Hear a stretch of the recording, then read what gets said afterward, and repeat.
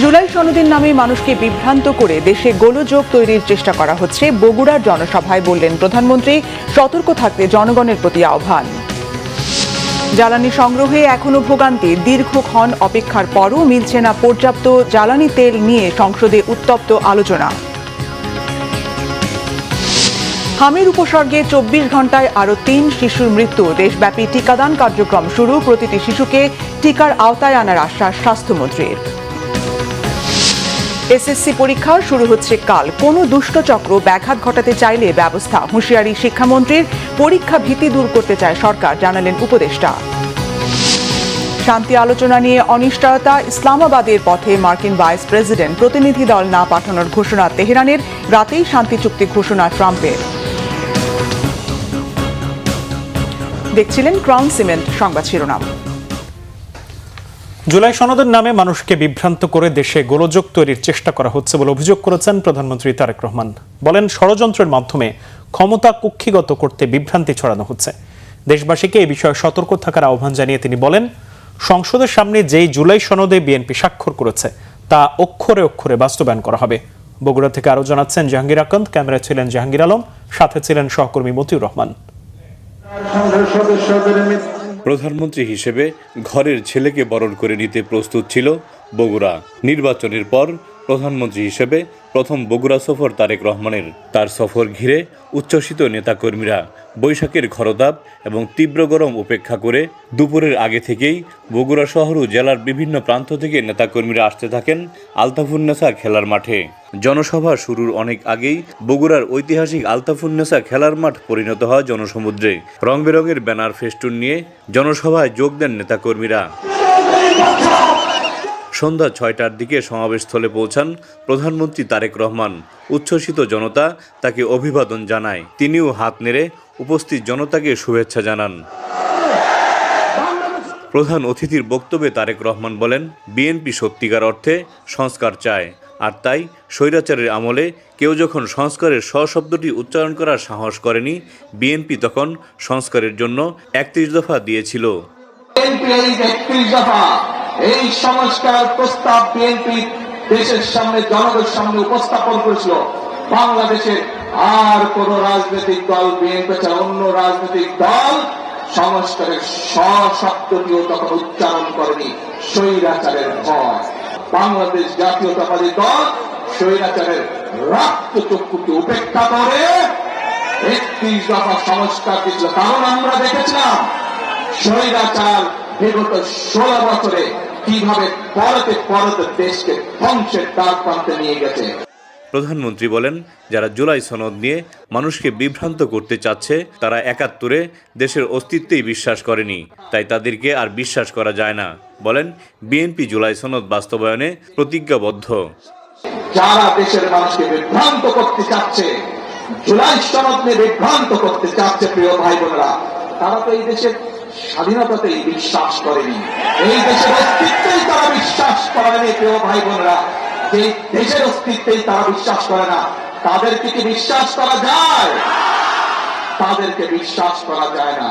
যেহেতু তাদেরকে বিশ্বাস করা যায় না, প্রিয় ভাই বোনেরা, বাংলাদেশের মানুষ বিগত 12 তারিখের নির্বাচনে ম্যান্ডেট দিয়েছে বিএনপিকে আগামী 5 বছর রাষ্ট্র পরিচালনা করার জন্য। এই ষড়যন্ত্রকারীদের বিরুদ্ধে আপনাদেরকে সজাগ এবং সতর্ক থাকতে হবে, কারণ তাদের অতীত ইতিহাস বলে দেয় যে কতবার দেশ স্বাধীনের পরে, দেশ স্বাধীনের আগে শুরু থেকে তারা কতবার চেষ্টা করেছে দেশের মানুষকে বিভ্রান্ত করতে। গুপ্ত ষড়যন্ত্রকারীরা আবার ষড়যন্ত্র শুরু করেছে জানিয়ে জনগণকে সজাগ থাকার আহ্বান জানান প্রধানমন্ত্রী। এই দেশ শহীদ জিয়া যুদ্ধ করে স্বাধীনতার ডাক দিয়ে যুদ্ধ করে স্বাধীন করেছিলেন। এই দেশ বাংলাদেশের গণতন্ত্রকামী মানুষের দেশ। এই দেশ যারা 1971 সালে স্বাধীনতায় বিশ্বাস করে, তাদের দেশ এই বাংলাদেশ। নির্বাচনী ওয়াদা বাস্তবায়নে বিএনপি ইতিমধ্যে কাজ শুরু করেছে জানিয়ে তারেক রহমান বলেন, জনগণের রায়ের মাধ্যমে বিএনপি ক্ষমতায় এসেছে, জনগণকে সাথে নিয়ে বিএনপি তার নির্বাচনী ওয়াদা পূরণ করবে।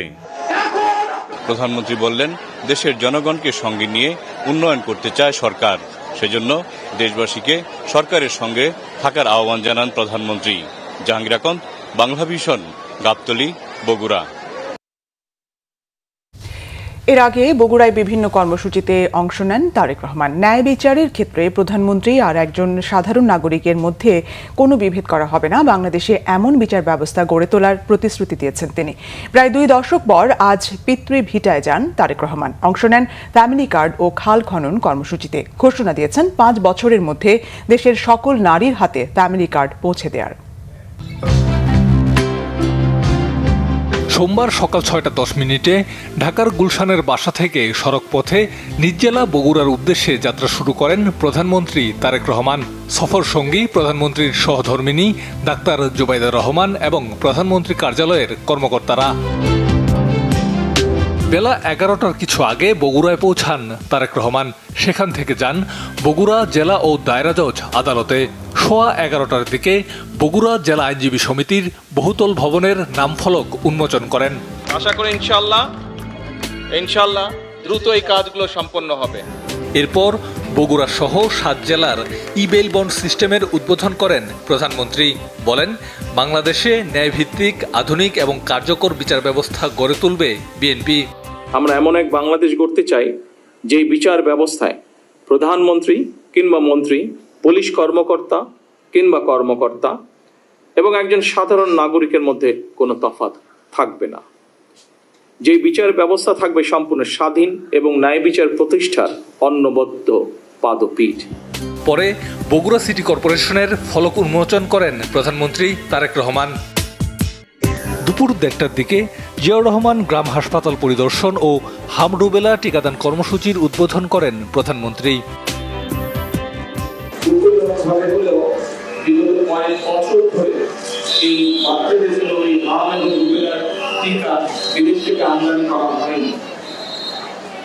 যাদের দায়িত্ব ছিল এই কাজটি করা, তারা এই কাজটিকে সঠিকভাবে সম্পন্ন করেনি তাদের দায়িত্ব।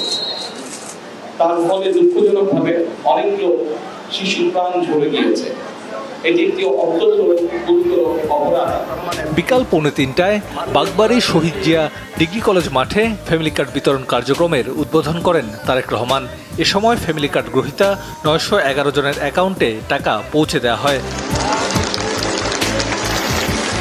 বাংলাদেশের 23টা উপজেলাতে আমরা এই মাসের ভিতরে 30 তারিখের ভিতরে আমরা মায়েদের হাতে ফ্যামিলি কার্ড পৌঁছে দিব এবং ইনশাআল্লাহ আগামী 5 বছরের মধ্যে আমরা দেশে প্রায় 4 কোটি পরিবার আছে, আমরা চেষ্টা করবো ম্যাক্সিমাম পরিবারের মায়েদের কাছে, গৃহিণীদের কাছে, নারী প্রধান যে আছে পরিবার, তার কাছে এই ফ্যামিলি কার্ড আমরা পৌঁছে দেওয়ার চেষ্টা করবো ইনশাআল্লাহ আগামী 5 বছরের মধ্যে। এরপর তারেক রহমান যান নিজ পৈতৃক বাড়ি বাগবাড়ি গ্রামের জিয়াবাড়িতে। এরপর নিজ হাতে মাটি কেটে বগুড়ার গাবতলী উপজেলার চৌকিরদহ খালের পুনঃখনন কার্যক্রমের উদ্বোধন করেন প্রধানমন্ত্রী তারেক রহমান। এছাড়াও বিভিন্ন কর্মসূচিতে অংশগ্রহণ শেষে আজই ঢাকা ফিরবেন প্রধানমন্ত্রী। নাবিল জাহাঙ্গীর, বাংলা ভিশন। দাম বাড়ানোর দ্বিতীয় দিনেও কমছে না জ্বালানি তেল সংগ্রহে গ্রাহকদের ভোগান্তি। রাজধানীর পেট্রোল পাম্পগুলোতে প্রতিদিনের মতো আজও তেল নিতে আসা যানবাহনের দীর্ঘ লাইন ছিল। দাম বাড়ানো ও বিপিসির বেশি সরবরাহের আশ্বাসের পরও ভোগান্তি না কমায় ক্ষুব্ধ গ্রাহকরা। এদিকে ডিপো থেকে বাড়তি তেল সরবরাহের নির্দেশনার পরও তেল না পাওয়ার অভিযোগ পাম্প মালিকদের। শুভ মাহফুজ রিপোর্ট। রাজধানীর পেট্রোল পাম্পগুলোর প্রতিদিনের দৃশ্য এটি। জ্বালানি তেলের জন্য গ্রাহকদের 7 থেকে 8 ঘন্টার অপেক্ষা যেন অনেকটা নিয়মেই দাঁড়িয়ে গেছে। তাই তেল নিতে কেউ লাইনে আছেন ভোর 4টা, আবার কেউ তারও আগে থেকে। দাম বাড়ানোর পরেও সব পাম্পে মিলছে না তেল, গ্রাহকদের ভোগান্তিও কমেনি। তীব্র গরমের মধ্যে তেল নিতে লাইনে থাকতে হচ্ছে ঘন্টার পর ঘন্টা। একদিকে বাড়তি দাম, অন্যদিকে ভোগান্তিতে ক্ষুব্ধ গ্রাহকরা। অনেক ভোগান্তি ভাই, কাজ করতে পারতেছে না কিছু। সারাদিন যদি তেলই নেই ভাই, যার যার জব সেক্টর থেকে কাজ কীভাবে করবো ভাই? তাহলে দাম বাড়ানোর লাভটা হলো কি ভাই? তাহলে আগে দামে থাকতো, তাহলে আমরা সেল দিয়ে তেল নিতাম। ভোর 4:40 রওনা সিরিয়াল ধরছি হাতিরপুল থেকে, এখন বাজে 12:30। সপ্তাহে 2 বার যদি সিরিয়ালে দাঁড়ান, আপনার কাজ তো দিক দিয়ে নষ্ট হচ্ছে, কর্মঘণ্টা নষ্ট হচ্ছে না স্যার। সিরিয়াল ধরার পরে যদি ট্যাঙ্কি ফুল করে দিত তাহলে মনে হয় ভালো হইতো আর কি। রাজধানীর সব পেট্রোল পাম্পে যানবাহনের দীর্ঘ লাইন 2 থেকে 3 কিলোমিটার পর্যন্ত বিস্তৃত। দাম বাড়লে লাইন কমবে এমনটাই আশা ছিল গ্রাহকদের, কিন্তু বাস্তবে তেমনটি দেখা যায়নি। দুর্ভোগের দ্রুত লাঘব চান তারা। মতিঝিল এলাকার ভিতরে 7টা-8টা পাম্প, মাত্র 4টা পাম্পে তেল দেয়। এটা এই সিরিয়াল তো যাতাই রয়ে গেল, কিন্তু তেলের দাম ঠিকই 20 টাকা বাইরে গেল। কোথাও মজুদ হচ্ছে কিনা, কেউ চোরা কারবারি করতেছে কিনা, বাইরে পাচার হচ্ছে কিনা, এগুলো একটু নজরদারি করা দরকার। শুধুমাত্র দাম বাড়ায় দায় সারা কাজ করালে সরকারের দায়িত্ব শেষ হয়ে যায় না। তেলের দাম বাড়ার পরেও বাদেও এই 3 ঘন্টা 4 ঘন্টা সিরিয়াল ধরে রোদ্রের ভিতরে তেল নিতেছি, তেলের দাম বাইরে লাভ হইল কি? অনেক কর্মঘণ্টা আমাদের নষ্ট হচ্ছে, সেক্ষেত্রে সবাই আর্থিক ক্ষতির সম্মুখীন হচ্ছে আমরা। সোমবার থেকে ডিজেল এবং পেট্রোল 10% আর অকটেন 20% বেশি দেওয়া হবে। বাংলাদেশ পেট্রোলিয়াম কর্পোরেশনের এই নির্দেশনার কার্যকারিতাও মিলছে না। সব পাম্পে সমানভাবে তেল সরবরাহ না করলে এই সংকট কাটবে না বলে জানিয়েছেন পাম্প সংশ্লিষ্টরা। সরবরাহ চেইনটাকেই গভর্নমেন্ট বাধাগ্রস্ত করে রাখছে। এখন এই সরবরাহ চেইনটা যতক্ষণ ঠিক না করবে ততক্ষণ পর্যন্ত এই ভোগান্তি জনগণের কমবে না। এটা 500 টাকাও যদি লিটার করে, যার তেলের প্রয়োজন সে তেল কিনবে। গতকালকে সিদ্ধান্ত হয়েছে গভর্নমেন্টের যে পেট্রোল এবং ডিজেল 10-15%, অকটেন ডাইরেক্ট 20% বৃদ্ধি করার জন্য। এটা আজকে থেকে কার্যকর হওয়ার কথা, কিন্তু আজকে থেকে ওনারা এটা কার্যকর করেন নাই। আমি নিজেই আজকে 2টা গাড়ি পাঠিয়েছি, আমার একটা গাড়িতে তেল দিয়েছে, একটা গাড়ি খালি ফেরত আসছে। পরিস্থিতি মোকাবেলায় সরকারকে দ্রুত কার্যকর ব্যবস্থা নেওয়ার আহ্বান সংশ্লিষ্ট সবার। শুভ মাহফুজ, বাংলা ভিশন, ঢাকা। জ্বালানি সংকট ও মূল্যবৃদ্ধি নিয়ে সোমবারও উত্তাপ ছড়িয়েছে সংসদ। এ বিষয়ে ক্ষুব্ধ বিরোধী দলীয় নেতা ডাক্তার শফিকুর রহমান সংসদকে জানান, তেল পরিস্থিতি এই মুহূর্তে দেশের সবচেয়ে বার্নিং ইস্যু। মানুষ তেলের জন্য হাহাকার করলেও সরকার সংসদে যে তথ্য দিচ্ছে তার সঙ্গে বাস্তবের মিল নেই। বিষয়টি নিয়ে বিরোধী দলীয় নেতার সঙ্গে বিতর্কে জড়ান স্বরাষ্ট্রমন্ত্রীও। এদিকে বাণিজ্যমন্ত্রী সংসদকে জানান, জ্বালানির দাম যতটুকু বেড়েছে তা মূল্যস্ফীতি ঘটানোর বড় উপাদান নয়। জিয়াউল হক সবুজের রিপোর্ট। সোমবার ডেপুটি স্পিকার ব্যারিস্টার কায়সার কামালের সভাপতিত্বে শুরু হয় সংসদ অধিবেশন। নির্ধারিত প্রশ্নোত্তর পর্বে রুমিন ফারহানা জানান, স্বরাষ্ট্রমন্ত্রীর আশ্বাসের পরও বন্ধ হয়নি মব কালচার। জ্বালানি তেলের মজুদ ও মূল্যবৃদ্ধির প্রভাব সম্পর্কে বাণিজ্য মন্ত্রীর কাছেও প্রশ্ন রাখেন তিনি। বাংলাদেশের মূল্যস্ফীতি বহুদিন ধরেই ডাবল ডিজিটে ছিল, এখন সেটা 9% কিছু উপরে, খাদ্যদ্রব্য বিশেষ করে। এই মূল্যস্ফীতি নিয়ন্ত্রণে আমাদের মাননীয় মন্ত্রী কোনো পদক্ষেপ নেবেন কিনা এবং নিলে সেটি কি? ডিজেলের ক্ষেত্রে 100 টাকার ডিজেলকে আমরা 115 টাকায় নিয়েছি, 15%। সেইভাবে যদি আপনি পরিবহনের ক্ষেত্রে চিন্তা করেন, 200 কিলোমিটার একটা বাস রান করার জন্য তার কম বেশি 25-30 লিটারের মতো ডিজেল লাগে। এই 30 লিটার ডিজেলের ক্ষেত্রে 450 টাকার মূল্য বৃদ্ধি হয়েছে। এই 30 লিটার মূল্যের অভিঘাতটা পড়বে 10,000 কেজি পণ্যের উপরে। তার মানে এমনি শুনলেই যেটা মনে হয় যে জ্বালানির মূল্য বৃদ্ধি পেয়েছে, কিন্তু আমরা যদি পরিবাহিত পণ্যের ইউনিটের ভিত্তিতে হিসাব করি তাহলে সেই বৃদ্ধিটা ওরকম মূল্যস্ফীতির জন্য ওইরকম মানে মূল্যস্ফীতির ঘটানোর মতো উদ্দীপক কিছু না, ওরকম কোনো এলিমেন্ট না। এ বিষয়ে অধিবেশন মুলতবি রেখে সংসদে আলোচনার প্রস্তাব দেন বিরোধী দলীয় নেতা ডাক্তার শফিকুর রহমান। দেশের সংকটে সংসদে চুপ থাকা দুর্ভাগ্যজনক বলেও মন্তব্য করেন তিনি। আপনি বিবৃতির কথা বলেছেন, তিনি যে বিবৃতি দিয়েছেন আমি বাস্তবের সাথে এর কোনো মিল খুঁজে পাইনি। তা সে বিবৃতি দিয়ে কি হবে? এই বিবৃতিতে কি সমস্যার সমাধান হবে? একদিকে বলা হচ্ছে তেলের কোনো সংকট নাই, আরেকদিকে বাস্তবে কি ঘটতেছে সেটা তো সম্পূর্ণ ভিন্ন। যদি আমাদের নোটিশগুলো এইভাবে কোনোটাই আলোচনায় না আসে, যদি বিবেচনায় না নেন, তাহলে মাননীয় স্পিকার এখানে থাকবো কেন? কি জন্য এসেছি? জনগণ তো তাদের প্রয়োজনে আমাদেরকে পাঠিয়েছে, আমাদের প্রয়োজনে তো এখানে আসেনি। মাননীয় মন্ত্রী 300 বিধিতে বিবৃতি দেওয়ার পরে দীর্ঘ বিবৃতি দিয়েছেন, সেটা জাতির সামনে পরিষ্কার। এবং আমাদের দেশে জ্বালানি তেল এবং গ্যাসের কোনো সংকট নেই, সেটা আমরা পরিসংখ্যান দিয়ে আমরা দেখিয়েছি, মাননীয় মন্ত্রী দেখিয়েছেন। আমরা মনে করি এটা 71 বিধিতে নোটিশ দিলে, নোটিশ গৃহীত হলে মাননীয় মন্ত্রী তার প্রেক্ষিতে একটা বিবৃতি দিবেন এবং একটা সম্পর্ক প্রশ্ন করা যায়। এদিকে একের পর এক হামলায় নিজের প্রাণনাশের হুমকি জানিয়ে সংসদীয় কমিটি গঠনের আহ্বান জানান নোয়াখালী 6 আসনের এমপি হান্নান মাসুদ। এটা আমার হাহাকারও বলতে পারেন, কারণ আমি মামলা দিয়ে জিডি করে এখন পর্যন্ত মাননীয় সদস্য পাচ্ছি না। এদিন সংসদে নিজ এলাকার উন্নয়ন এবং জনস্বার্থ সংশ্লিষ্ট বিষয় তুলে ধরেন অন্য সংসদ সদস্যরা। অটোরিকশা এবং সিএনজি টোল মুক্ত করা হবে কি না সেটি আমরা জানতে চাই। এটা চাঁপাইনবাবগঞ্জবাসীর দীর্ঘদিনের দাবি। জিয়াউল হক সবুজ, বাংলা ভিশন, ঢাকা। আপনি প্রশ্নোত্তর পূর্ব জাতীয় সংসদের সংরক্ষিত নারী আসনে মনোনয়ন ঘোষণা করেছে বিএনপি। নয়াপল্টনের সংবাদ সম্মেলনে এই তালিকা ঘোষণা করেন দলের সিনিয়র যুগ্ম মহাসচিব রুহুল কবির রিজভী। রুহুল কবির রিজভী জানান, সংরক্ষিত নারী আসনে মনোনয়ন দিতে জাতীয় কমিটির সদস্যরা 2 দিন সাক্ষাৎকার গ্রহণ করেন। সাক্ষাৎকার শেষে মনোনয়ন বোর্ড 36 জনকে মনোনীত করেছে। মনোনয়নপ্রাপ্তদের মাঝে রয়েছেন সেলিমা রহমান, শিরিন সুলতানা, নীলোফার চৌধুরী মনি, নিপুণ রায় চৌধুরী, মাহমুদা হাবিবা, সঞ্জিদা ইসলাম তুলি, ফাহমিদা হক, ফাহিমা নাসরিন। এর আগে গেল শুক্র ও শনিবার রাজধানীর গুলশানে চেয়ারম্যানের কার্যালয়ে সংসদে সংরক্ষিত নারী আসনে মনোনয়ন প্রত্যাশীদের সাক্ষাৎকার নেয় বিএনপি। এই মনোনয়ন বোর্ডের সভাপতিত্ব করেন প্রধানমন্ত্রী ও বিএনপি চেয়ারম্যান তারেক রহমান। 1025টি মনোনয়ন ফর্ম বিক্রি হলেও জমা দেন প্রায় 900 জন। মাধবী মার্মা, সেলিনা সুলতানা, রেজেকা সুলতানা, এই 36 জন বিএনপি এবং বিএনপির জোট থেকে যাদেরকে সিলেকশন করা হয়েছে, নির্বাচিত করা হয়েছে, তাদের নাম আমি এখানে পাঠ করে শোনালাম। সংরক্ষিত নারী আসনের চূড়ান্ত প্রার্থী তালিকা প্রকাশ করল 11 দলীয় ঐক্য। 13 জনের মধ্যে জামাতে ইসলামী থেকে 8 জন এবং অন্যান্য শরিক দল ও বিশেষ ক্যাটাগরি থেকে 5 জনকে মনোনয়ন দেওয়া হয়েছে। 4টি দল এই 13টি আসনে প্রতিনিধিত্ব করছে। তার মধ্যে জামাত ইসলামী এবং এনসিপি এবং বাংলাদেশ খেলাফত মজলিস, জাতীয় গণতান্ত্রিক পার্টি।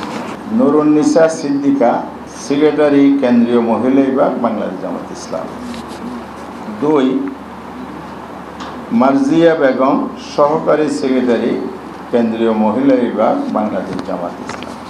3 অ্যাডভোকেট সাবিকুন নাহার মুন্নি, আইন ও মানব সম্পদ বিভাগীয় সেক্রেটারি, বাংলাদেশ জামাত ইসলাম। বিরোধী দলীয় নেতা ও জামাত ইসলামীর আমির ডাক্তার শফিকুর রহমানের সঙ্গে সৌজন্য সাক্ষাৎ করেছে international institute for democracy and electoral assistance international IDR একটি প্রতিনিধি দল। সকালে বিরোধী দলীয় নেতার সংসদীয় কার্যালয়ে তাদের সাক্ষাৎ হয়। প্রতিনিধি দলে নেতৃত্ব দেন সংস্থাটির এশিয়া ও প্যাসিফিক অঞ্চলের পরিচালক লিনা রিকিলা তামাং। দলের অন্যান্য সদস্যদের মধ্যে ছিলেন constitutional governance and rule of law প্রোগ্রামের প্রধান সুমিত বিসারিয়া। সৌজন্য সাক্ষাতে জাতীয় সংসদের কার্যকারিতা, জুলাই সনদ সহ বিভিন্ন গুরুত্বপূর্ণ বিষয় আলোচনা হয়।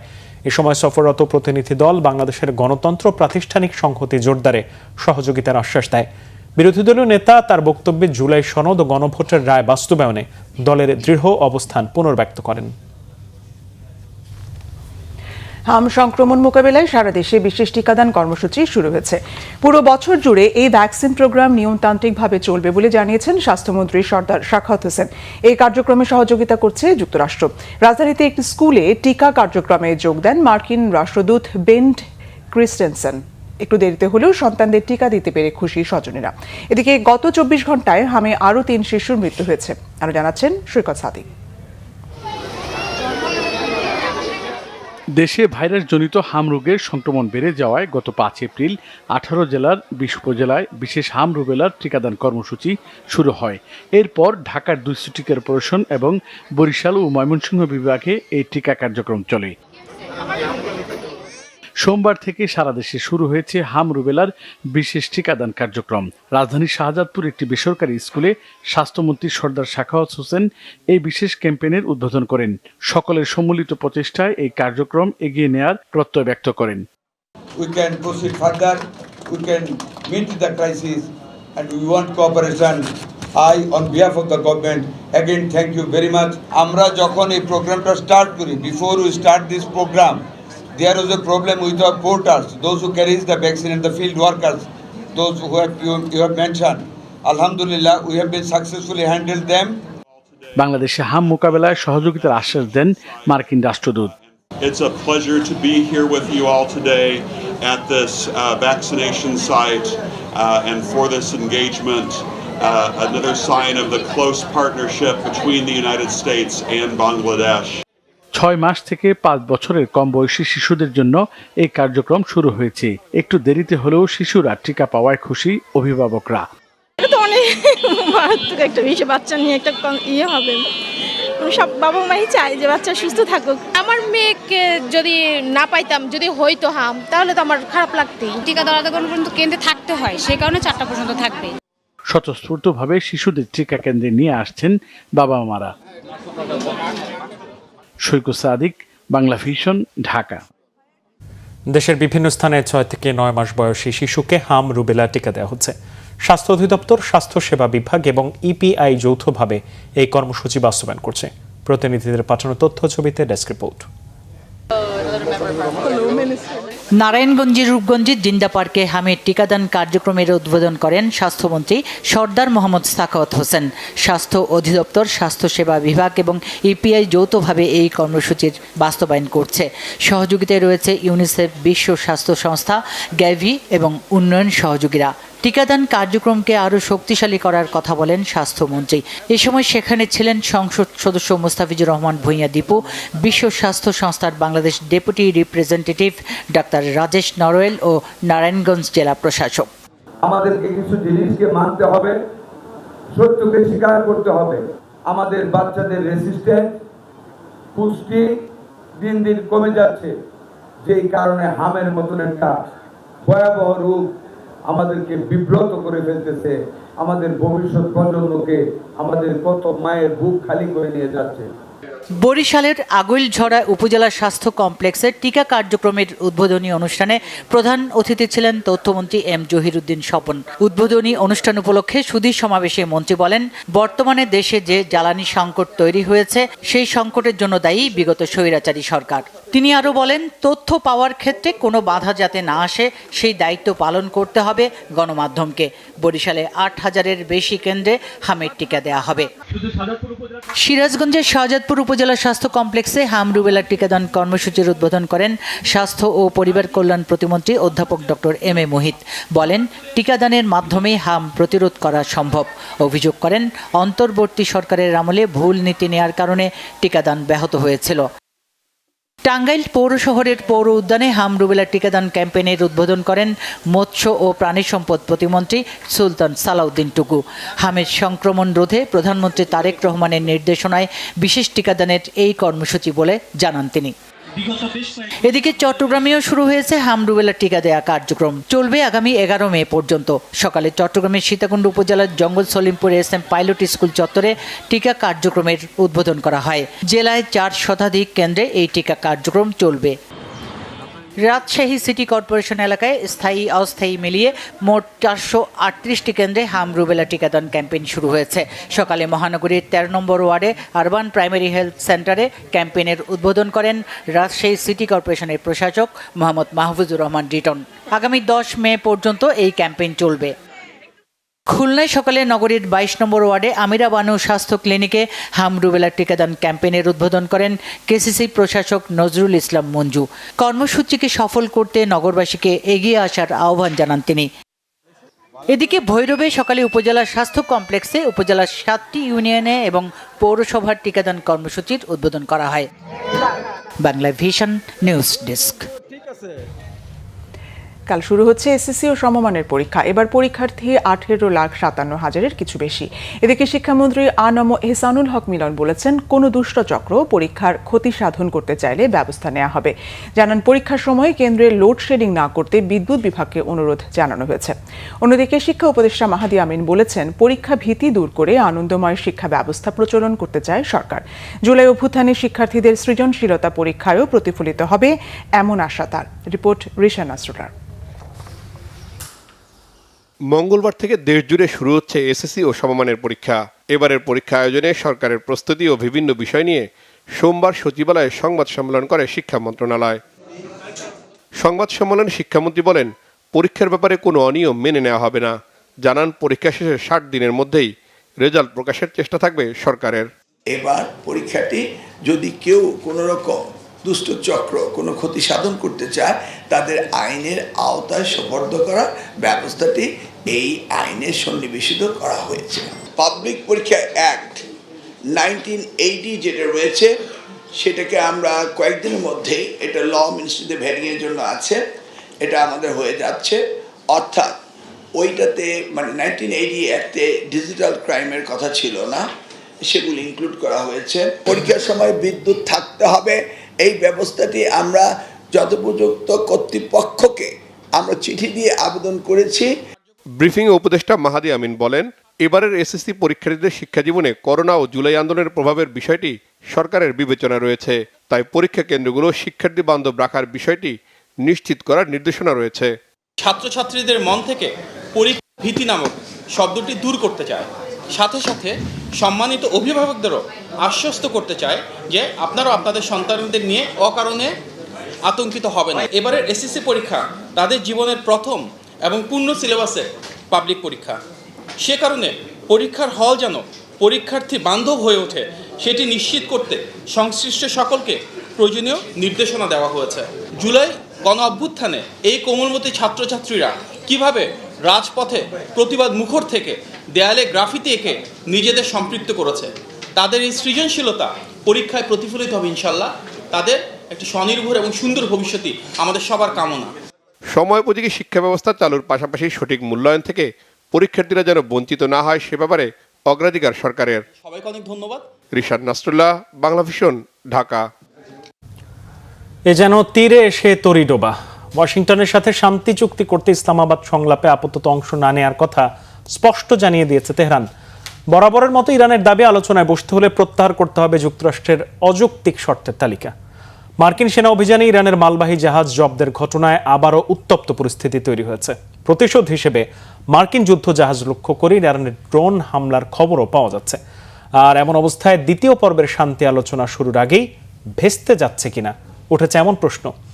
অবশ্য আগামী 24 থেকে 48 ঘন্টার মধ্যে শান্তি আলোচনায় যোগ দিতে যুক্তরাষ্ট্র ইরানের প্রতিনিধিরা ইসলামাবাদে থাকবে বলে আশা করছে মধ্যস্থতাকারী দেশ পাকিস্তান। এদিকে শিগগিরই যুদ্ধবিরতি চুক্তি হবে বলে আশা করছেন মার্কিন প্রেসিডেন্ট ডোনাল্ড ট্রাম্প। বিস্তারিত মেহরাব হোসেন খানের ডেস্ক রিপোর্টে। যুদ্ধ, ধ্বংস আর রক্তপাত ছেড়ে শান্তির পথে যাত্রার দ্বিতীয় দফা বৈঠকের আয়োজন যখন চূড়ান্ত, মার্কিন অগ্রবর্তী দলের উপস্থিতিতে পাকিস্তানের ইসলামাবাদে টান টান উত্তেজনা, ঠিক তখন আলোচনায় না থাকার ঘোষণা দিল ইরান।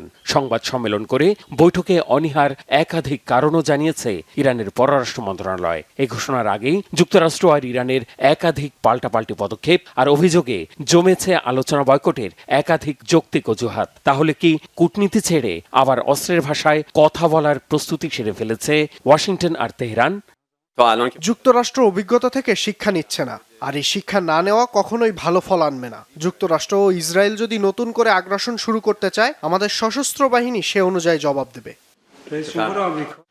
ইরানকে দ্বিতীয় দফা আলোচনার টেবিলে আনতে বিভিন্ন কূটনৈতিক চ্যানেলে যোগাযোগ অব্যাহত রেখেছে মধ্যস্থতাকারী পাকিস্তান।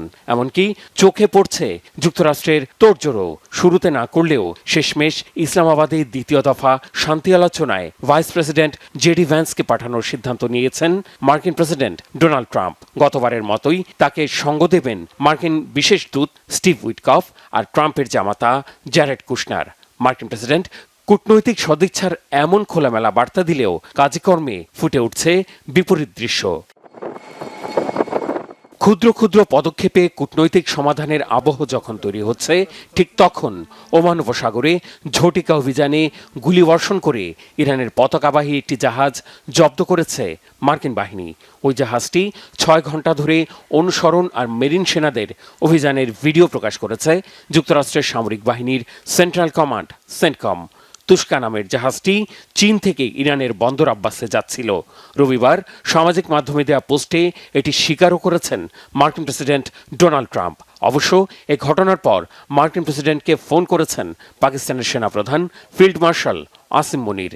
বলেছেন, শান্তি আলোচনায় সমাধানের পথে বাধা তৈরি করবে এই ঘটনা। জাহাজ জব্দের ঘটনায় প্রতিশোধের হুঁশিয়ারির 24 ঘন্টা না যেতেই পাল্টা জবাব দিয়েছে তেহরান। ইরানের আধা সরকারি বার্তা সংস্থা তাসনিম নিউজের প্রতিবেদনে বলা হয়েছে, ওমান উপসাগরে মার্কিন যুদ্ধজাহাজে ইরানের ড্রোন হামলা হয়েছে।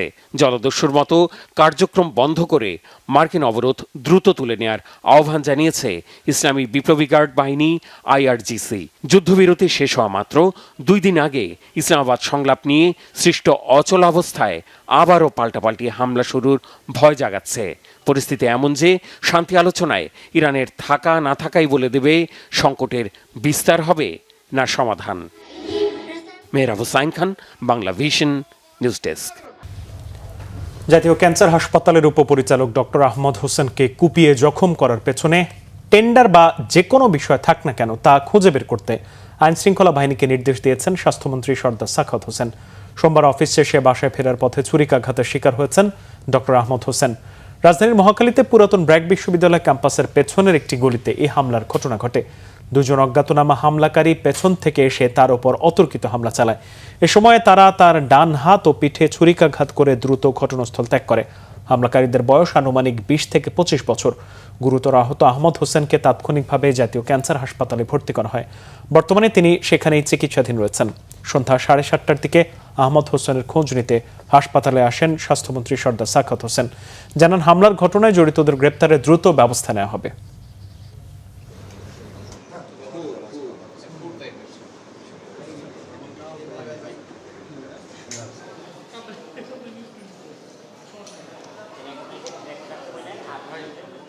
হঠাৎ করে পিছন থেকে একটা ইয়ং ছেলে সে আমাকে আক্রমণ করছে। আমি মনে করছি দুষ্টমি করছে, আমি তাকে ধমক দিছি, তার সাথে একটু ধমকে কথা বলতেছি। এমন সময় সাইড থেকে এসে একজন এসে আমার এখানে খুর দিয়ে পুষ এরকম পুষ দিছে। তো তখন বুঝতে পারি না, একটু পরে দেখি আমার কাপড় ছেঁড়া পরে দেখি একটু লাল হয়ে যাচ্ছে। তখন বুঝতে পারছি আমি ইনজুর্ড। তখন চিৎকার দিছি, চিৎকার দেওয়াতে তারা একটু পিছনে এসেছে, আমি অপোজিট সাইডে চলে আসছি। এইটুকুই। না, আমি ওদের চিনতে পাই না, ওদের মাস্ক পরা ছিল, আর এদেরকে আমি কখনো আগে দেখিনি। যারা নিজের জীবন দিয়ে মানুষের সেবা করে তাদেরকে মানুষ এভাবে আহত করতে পারে, এটা ভাবতেও খারাপ লাগে। টেন্ডার সংক্রান্ত হোক আর যেই সংক্রান্ত হোক, যেই হোক, আমরা বিচারের আওতায় আনবো। রাজধানীর আগারগাঁওয়ের মুক্তিযুদ্ধ জাদুঘর পরিদর্শন করেছেন মুক্তিযুদ্ধ বিষয়ক মন্ত্রী আজম খান এবং প্রতিমন্ত্রী ইশরাক হোসেন। দুপুরে তারা জাদুঘর প্রাঙ্গণে গেলে জাদুঘরের ট্রাস্টি ও সংশ্লিষ্ট কর্মকর্তারা তাদের উষ্ণ অভ্যর্থনা জানান। পরিদর্শনের শুরুতেই মন্ত্রী প্রতিমন্ত্রী জাদুঘরের প্রবেশ মুখে স্থাপিত শিখা অনির্বাণ অগ্নি ভাস্কর্যের বেদিতে পুষ্পস্তবক অর্পণ করেন। সেখানে কিছুক্ষণ নীরবতা পালনের পর মহান মুক্তিযুদ্ধে আত্মদানকারী সকল শহীদদের স্মৃতির প্রতি শ্রদ্ধা জানান তারা। পরে তারা জাদুঘরের বিভিন্ন গ্যালারি ঘুরে দেখেন। জাদুঘরে কর্মরত সদস্যরা মন্ত্রী ও প্রতিমন্ত্রীকে জাদুঘরের দেওয়ালে খোদাই করা বিভিন্ন দর্শনীয় ফলক এবং সেগুলোর ঐতিহাসিক প্রেক্ষাপট সম্পর্কে ধারণা দেন। মন্ত্রী ও প্রতিমন্ত্রী অত্যন্ত মনোযোগের সঙ্গে মুক্তিযুদ্ধের দুর্লভ আলোকচিত্র, দলিলপত্র এবং বীর মুক্তিযোদ্ধাদের ব্যবহৃত বিভিন্ন স্মারক পর্যবেক্ষণ করেন।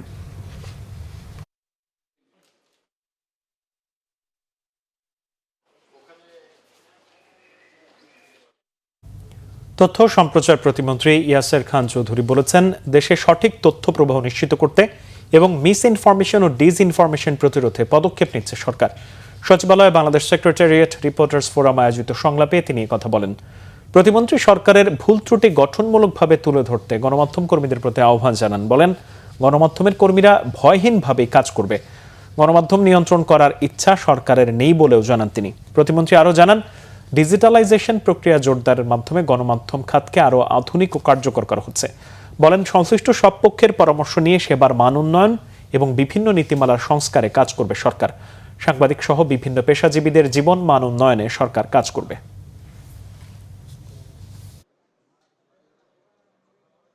মানুষ মাত্রই ভুল করে, আমাদের ভুল হলে আপনারা ভুল ধরিয়ে দিবেন, তবে এমনভাবে ধরিয়ে দিবেন যেন আপনাদের উপকার হয়, বাংলাদেশের জনগণের উপকার হয়, যেন আমরা এইগুলো নিয়ে এগিয়ে যেতে চাই। আমরা পাস্ট নিয়ে পড়ে থাকতে চাই না। Media will not be control. মিডিয়ার স্বাধীনতা থাকবে, মিডিয়া যেভাবে স্বাধীনভাবে কাজ করে যাচ্ছেন এটা অব্যাহত থাকবে। এইটুকু আপনাদেরকে বলতে পারি, এটা মাননীয় প্রধানমন্ত্রীর নীতি এবং ওনার নির্দেশ। জাতীয় সংসদের সদস্য বিশিষ্ট শিল্পপতি মোহাম্মদ আবুল কালামের সংবর্ধনা অনুষ্ঠিত হয়েছে। বন্ধু 85 ঢাকা বিশ্ববিদ্যালয় সোমবার সন্ধ্যায় রাজধানীর বনানী ক্লাবে এই সংবর্ধনার আয়োজন করে। সংগঠনের সভাপতি মোহাম্মদ শহীদুল ইসলামের সভাপতিত্বে অনুষ্ঠানে সতীর্থরা বক্তব্য রাখেন। স্বাগত বক্তব্য রাখেন সংগঠনের মহাসচিব মোহাম্মদ আমানুল্লাহ সরকার। সংসদ সদস্য আবুল কালাম তার বক্তব্যে দল, মত, ধর্ম ও বর্ণ নির্বিশেষে সবাইকে দেশের স্বার্থে ঐক্যবদ্ধভাবে কাজ করার আহ্বান জানান। 1985 সালে ঢাকা বিশ্ববিদ্যালয় থেকে তৎকালীন তৎকালীন 37টি বিভাগ থেকে মাস্টার্স ডিগ্রি অর্জনকারী শিক্ষার্থীদের নিয়ে এই সংগঠনটি প্রতিষ্ঠিত হয়। আবুল কালাম এমপি এই সংগঠনের অন্যতম প্রতিষ্ঠাতা। তাকে নিয়ে বন্ধুরা স্মৃতিচারণ এবং নানান আনন্দ আড্ডায় মেতে ওঠেন। স্মৃতিচারণ শেষে পেশাদার কণ্ঠশিল্পী এবং শিল্পীদের সাথে সতীর্থদের গান বাজনার অংশগ্রহণে আনন্দঘন পরিবেশ তৈরি হয়।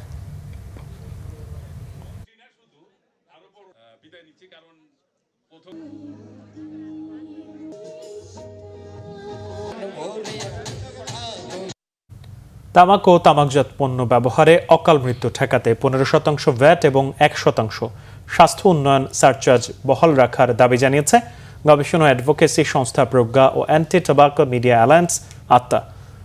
জাতীয় প্রেস ক্লাবে প্রাক বাজেট সংবাদ সম্মেলনে তামাক ব্যবহার কমাতে ও রাজস্ব বাড়াতে 3 দফা প্রস্তাব করা হয়। সংবাদ সম্মেলনে 20 শলাকার ফিল্টারযুক্ত ফিল্টারবিহীন বিড়ির অভিন্ন দাম ও কর হার যথাক্রমে 30 টাকা ও 50% আরোপের প্রস্তাব করা হয়। পাশাপাশি বিদ্যমান 67% সম্পূরক শুল্ক বহাল রেখে প্রতি 10 শলাকার প্যাকেটে 4 টাকা সুনির্দিষ্ট শুল্ক আরোপের সুপারিশ করা হয়। সুপারিশ বাস্তবায়িত হলে এই খাত থেকে সরকারের রাজস্ব আসবে প্রায় 85,000 কোটি টাকা, যা চলতি অর্থ বছরের তুলনায় প্রায় 44,000 কোটি টাকা বেশি। সংবাদ সম্মেলনে বক্তব্য রাখেন Bangladesh institute of international and strategic স্টাডিজের research director doctor Mahfuz Kabir, Dhaka বিশ্ববিদ্যালয়ের অর্থনীতি বিভাগের অধ্যাপক ডক্টর রুমানা হক, সিপিডির আয়েশা সুহাইমা রব সহ প্রজ্ঞা আত্মার সদস্যরা।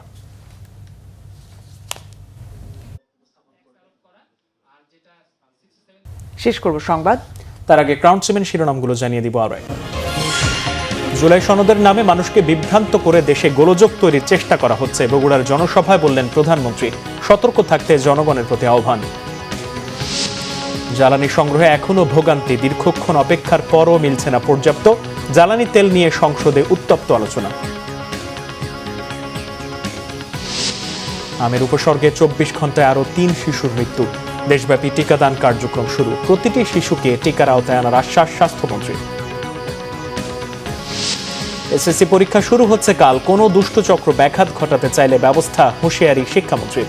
পরীক্ষা ভীতি দূর করতে চায় সরকার, জানালেন উপদেষ্টা। শান্তি আলোচনা নিয়ে অনিশ্চয়তা। ইসলামাবাদের পথে মার্কিন ভাইস প্রেসিডেন্ট। প্রতিনিধি দল না পাঠানোর ঘোষণা তেহরানের। রাতেই শান্তি চুক্তি ঘোষণা ট্রাম্পের। এই ছিল এখনকার মতো। পরের সংবাদ রাত 1টায় দেখার আমন্ত্রণ রইল। এছাড়া বাংলা ভিশন সংবাদ ও সংবাদ সংশ্লিষ্ট অনুষ্ঠান দেখতে ভিজিট করুন www.bvnews24.com ও facebook.com/banglavisionnews এবং সাবস্ক্রাইব করুন youtube.com/banglavisionnews। এতক্ষণ সঙ্গে থাকার ধন্যবাদ। শুভরাত্রি।